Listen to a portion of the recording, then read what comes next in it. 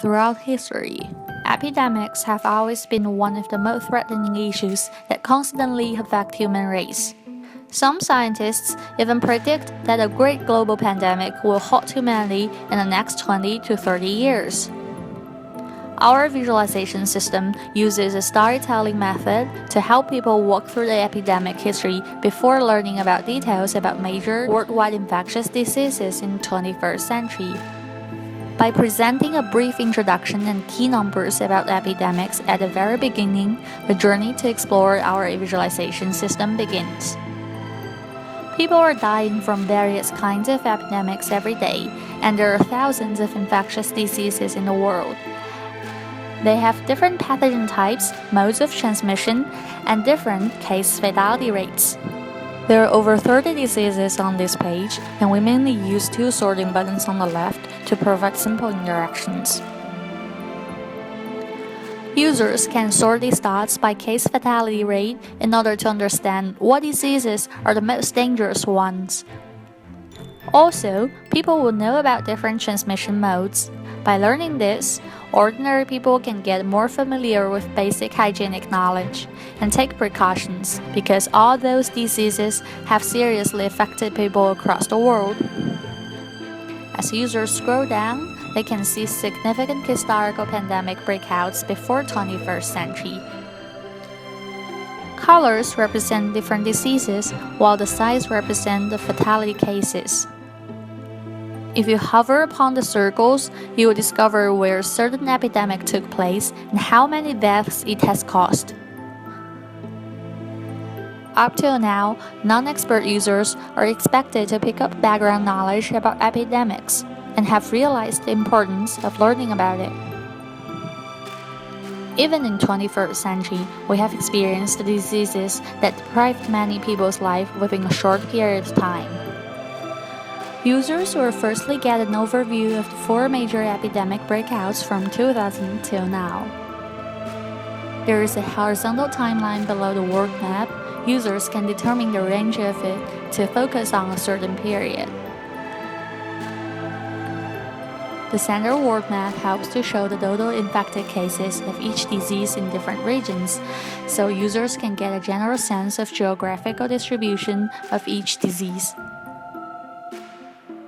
There is a curving coordinate axis around the map. The horizontal curves are marked by years, while the outward axis is marked by the month. Each circle on the axis represents newly infected cases within that month. People can speculate seasonal pattern of each disease. Now you may wonder, it seems that the swine flu infected number kept going up from June to November 2009. Why there was suddenly no newly reported cases in December? To answer this question, you can click the November circle in 2009 and the list of important events happened in this month will occur on the left. It turns out that the efficacy and safety of the vaccine has been validated in November and must be widely applied to medical use around the world. For a case study of each disease, users can rotate the plate below the map to filter the data for more details. The infectivity of different diseases is closely related to people's gender and ages. Users can learn the demographic characteristics of infected cases on the left of the screen. Also, modes of transmission are listed below. The line chart mainly shows three types of data: accumulative infected cases, death cases, and suspected cases according to months. These three types are very important for understanding the disease because some diseases are easy to spread but not deadly, while some others are quite the opposite.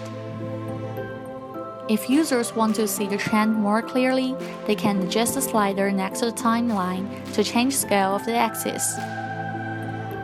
In addition to worldwide data, historians and government officials may also be interested in data from specific country or region. Our system lays out the top 5 most influenced regions under the main line chart. What you see now is the top 5 around the world. But if you narrow down the range to South America, for example, you can see data within this continent. You must have noticed the small icon in the center of the plate. This is the icon for swine flu H1N1 virus. If you click on it, then you can reset everything and go back to the overview page. Past epidemics offer insights into what future holds. We hope everyone will not overlook the power of each epidemic and lives a healthy life.